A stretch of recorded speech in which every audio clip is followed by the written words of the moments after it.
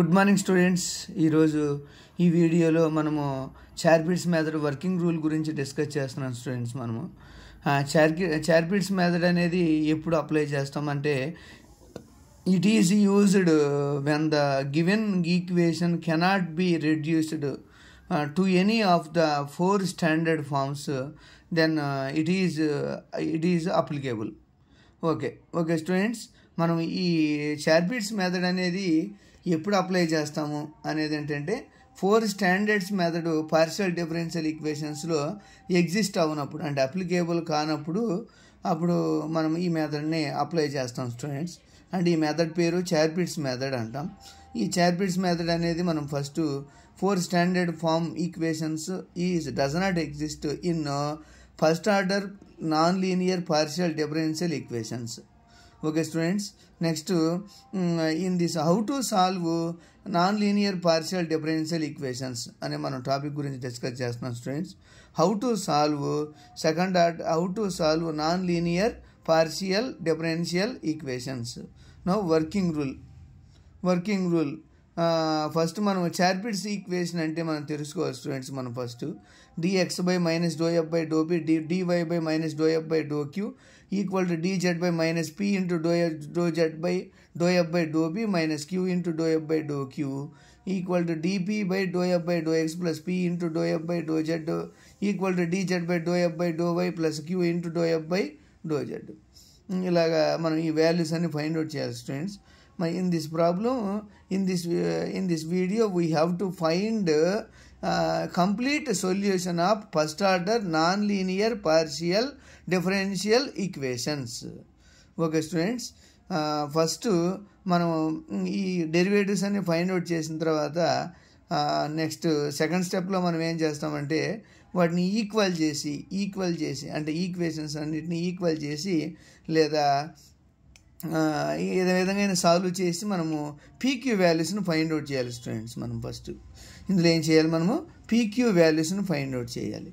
ఆ పీక్యూ వాల్యూస్ని find out చేసి ఆ పీక్యూ వాల్యూస్ని dz equal to pdx plus qdyలో మనం సబ్స్టిట్యూట్ చేసినట్టయితే ఒక ఈక్వేషన్ వస్తుంది స్టూడెంట్స్.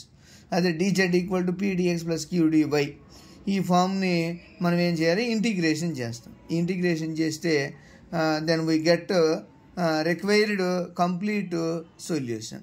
ఓకే స్టూడెంట్స్, మనం ఫైనల్గా ఒకసారి మనం డిస్కస్ చేసుకుంటే what is the use of Charpit's method.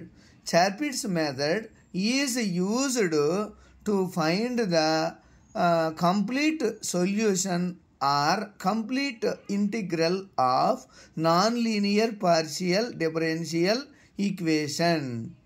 Okay students, next we know when it exists if 4 standard forms are does not applicable to given first order non-linear partial differential equation, then we apply this method. Okay students, now we know that working rule. What is working rule? First, write Charpit's equation and auxiliary equation. The above equation is called auxiliary equation. Auxiliary equation lo first we find derivatives. What is derivatives? These are derivatives. First we find derivatives.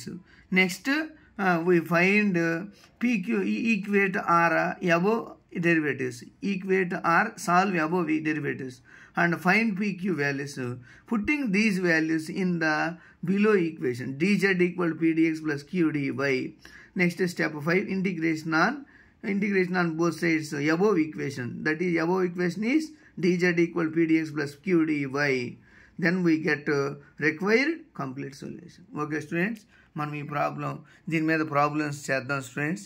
ఈ problems ఎలా చేయాలని మనం తెలుసుకొని నేర్చుకుందాం students. ఇది very very important. JNTK, JNTH, JNT Anantapur previous question పేపర్లోని very very important question students. Okay students, thank you. Please share and like and subscribe. ఒకసారిగా మనం ఈ ప్రాబ్లమ్ చూసినట్టయితే Charpit's method, how to use Charpit's method. What is the use of Charpit's method? When applicable, Charpit's method అనేది మనం తెలుసుకోవచ్చు. Okay students, thank you. Please share and like. Next వీడియోలో మనం ఈ ప్రాబ్లమ్స్ గురించి ఈ చార్పిట్స్ మెథడ్లోని ప్రాబ్లమ్స్ని ఎక్స్ప్లెయిన్ చేస్తూ వీడియోస్ చేసుకుందాం. Okay students, thank you.